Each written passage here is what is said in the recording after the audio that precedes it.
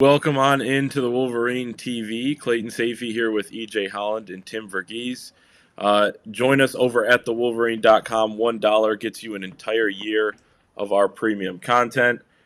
So go and do that right now, especially with signing day just around the corner. We're going to take a look back at the month of November and talk about the 5 biggest things that we learned in that month. And it was eventful on the field for Michigan, which obviously helps out the recruiting trail. So we'll talk a little bit about that as well here as we go along. But EJ, let's start with the guy that we've talked about for so long. Finally looks like things are kind of dead on that front. But 5-star defensive back Damani Jackson, he was on campus for the Ohio State game, was still considering Michigan along with USC and Alabama, but finally eliminates Michigan from contention. Yeah, so no more Damani Jackson. Can't say like this video if you want Damani Jackson to come. Like this video if you want Keon Saab to commit to Michigan. There you go. There you go. Yeah, get it going. We'll talk about Saab in a little while. But Damani Jackson no longer considering Michigan. This just got really strange down the stretch of his recruitment. Initially, early on, NIL wasn't really talked about too much with Damani Jackson. You know, he's a Southern California kid. He's going to have all the opportunities in the world to make money off his name, image, and likeness, especially with him being a 5-star talent, a consensus top 10 player. Like you said, visited Michigan for the game against Ohio State. Michigan made its NIL pitch, but at the same time, Alabama really, really moved the needle on his official visit in November as well, and seemingly took the lead in that recruitment. And then USC obviously made a big splash hire, bringing in Lincoln Riley from Oklahoma. That's been the school that he's, was previously committed to.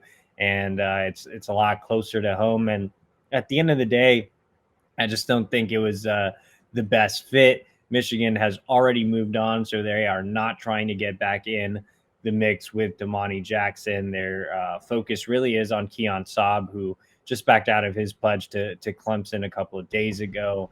And there are a few other defensive backs that they're looking at as well. But as of right now, the defensive back class is perfectly fine. You have a 5-star guy in Will Johnson. You have some really good looking prospects in Miles Pollard and Damani Dent, and then you have another top 100 guy in Zeke Berry and an on 300 guy in Cody Jones. So you already have a really good secondary haul. You add Keon Saab, and that's still one of the best secondary hauls in recent Michigan recruiting history. So I think Michigan will be fine without Damani Jackson. Yeah, it hurts. It's been a long ride with him. He was a top overall target, but at the end of the day, I think Michigan will be okay.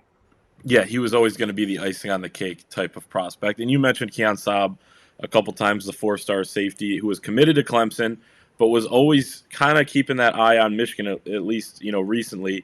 Made kind of a, I'd say low-key visit to Michigan, before that Ohio State game and then for the Ohio State game. And then obviously decommits from Clemson once Brent Venables, defensive coordinator there, goes to Oklahoma to be the head coach. Tim, fill us in on what's going on there. Yeah, so pretty much like you said, like the timeline as far as November was, heading into the kind of the game week, it was kind of there was rumblings that, Saab would be in town. And, Clemson has a very strict no visit policy, which after the visit, they apparently clarified and said, no, it's a no official visit policy while committed. But yeah, so Saab made a visit over for the game, got to see that. And then, between Michigan's push and, Venables leaving for Oklahoma, he backed off his pledge to Clemson just a couple of days ago. And so now, with signing day about a week out, Michigan's kind of in the driver's seat right now. They're pushing the hardest. They've been there the entire time. Other schools are going to continue to push and try and, get him in, now that he's fully off of his commitment. But Michigan's in a really good spot there. They're pushing hard.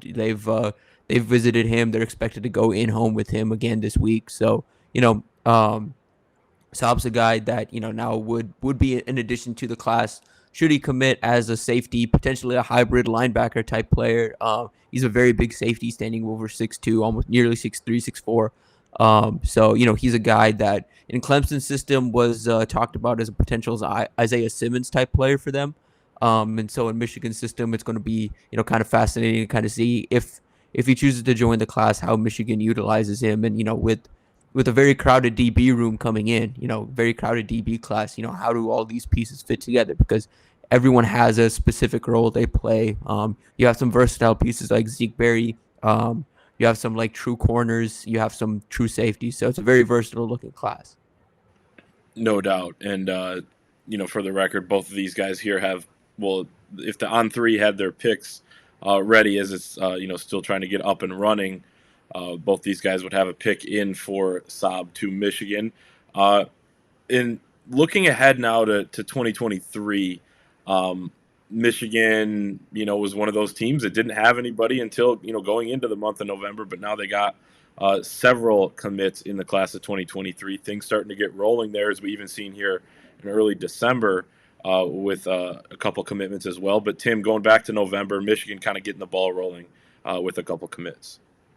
Yeah, so it all really started the weekend of the game. Once again, kind of a lot of things changed there for Michigan on and off the field. I think the momentum built on the field, has led to some big commitments, and obviously on the field has also led to going from that weekend held. There was a chance. You lose that game, you don't know what happens with your season. You win that game, you control your own destiny, and now Michigan's in the playoffs. So. On the recruiting side of things, it was the Friday before the game. I say Friday morning before the Ohio State game. Michigan held 0 commits in the 2023 class. Now, as of Wednesday, December 8th, they rank 6th in the country in recruiting in the 2023 class. They've landed some big time commitments. Over the weekend of the game, they landed Adam Samaha, who is unranked by On3 right now, but by Corn Blue, who's it's a reputable recruiting or kicker recruiting service. They have him as the number 1 kicker in the country and a 5-star prospect. Obviously kicking rankings are relative. So they landed him. They landed a receiver commit in Samaj Morgan from West Bloomfield. EJ's touched a lot on him. And then over the weekend as well, they landed defensive lineman Joel Starlings. Joel Starlings is a 4-star out of the DMV area. Michigan's he's been his favorite school growing up. They'd long been the leader. After he made a visit for the game, he decided, I have nothing else I need to see. I've seen everything I need to see. I know what my decision's going to be. So he decided to just pull the trigger and commit. So landed him. So then you had 3 commits right there, 1 4-star, 1 3-star, and then, a kicker. And now, with the addition of Raylan Wilson earlier today, obviously it's December. They get bumped up from number 9 in the country to number 6 in the country, and Wilson is probably the biggest win for Michigan in the 2023 class. Michigan beat Georgia outright for his commitment for one of the top linebackers in the country, and obviously everyone knows what Georgia's been able to do with linebackers. But between Coach Helu and Coach McDonald, they were able to sell Wilson on his role in Michigan, and now he's part of the class. Absolutely. EJ, back to 2022, Jimmy Rolder, 4-star linebacker, and a kid that has such a fascinating story. Wasn't really on the radar of many of these big time football programs until really late here in his senior season. Blows up. It becomes a Michigan-Ohio State battle.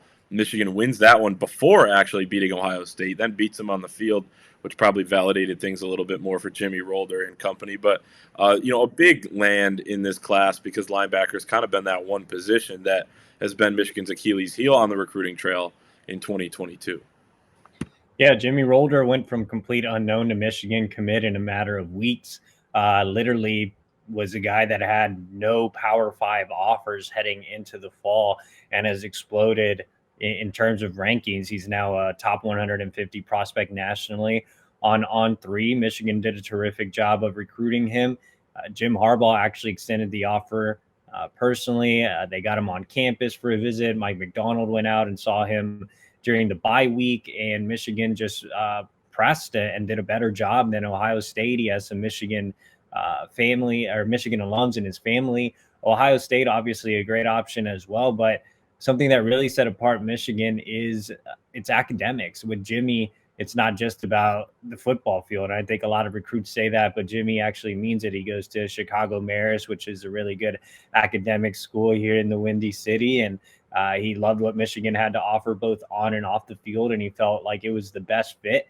And so Michigan goes head-to-head with Ohio State and wins a battle, which you're kind of starting to see a little bit of a turn of the tide there. I think with the win over Ohio State, Michigan can beat what were once the unbeatable Buckeyes on the recruiting trail, and Rolder is just the first domino to fall as far as him as a player. He was actually an Illinois baseball commit, so he's a plus athlete. Big kid at about 6'2 and a half, 225 pounds, can add some weight to his frame, moves sideline to sideline well, but is more of a natural Big Ten thumping inside linebacker. And I know he loves to bust heads, and Mike McDonald's really excited about him, as is George Hilo. Michigan, yeah, I mean, able to get that. That was kind of the first domino, as you mentioned. Then they beat them on the field, which was just so massive for not only Michigan's season, it makes them, advances them to the Big Ten championship game, now to the college football playoff after they beat Iowa. But tons of recruits there. Unbelievable atmosphere. It was the craziest college football atmosphere that I had ever seen. I know Matt Leinart, who's just, a third party, basically, a former USC player who's played in some big games in his college career and has gone around the country as a broadcaster saying it was the best environment he's ever seen, and countless other people saying that. But on top of that, Michigan wins the game, which obviously helped the environment as well.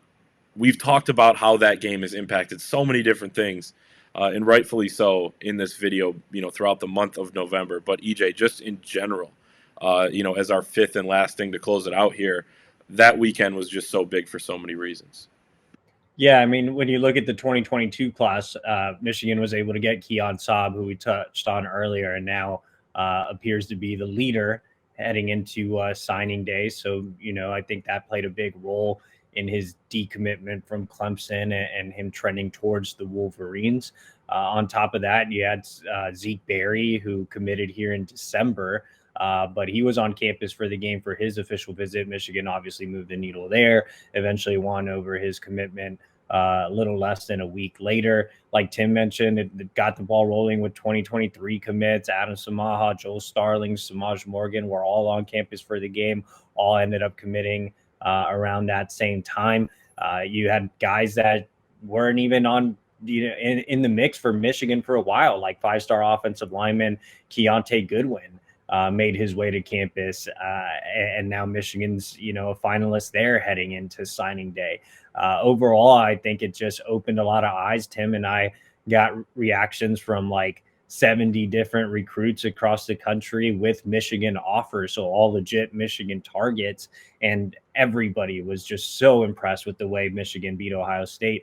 And now, as we've gone into December, Michigan is obviously won the Big Ten title, has clinched a spot in the college football playoff. So I think the sky is the limit with recruiting moving forward. It's a little unfortunate that we're so close to the early signing day that you're going to see some big lands here to close things out. But I think 2023 has a chance to be a truly special class with Michigan's success on the field. Definitely. So as EJ mentioned, closing out the class of 2022, just a week away from signing day in the early period there. So follow us at thewolverine.com. And then, of course, the cycle of 2023, which will really be benefited by that Michigan win over Ohio State, Big Ten championship. So if you sign up right now, you get all of that, the entire 2023 cycle for just $1, all of your premium content. So go and do that right now at thewolverine.com.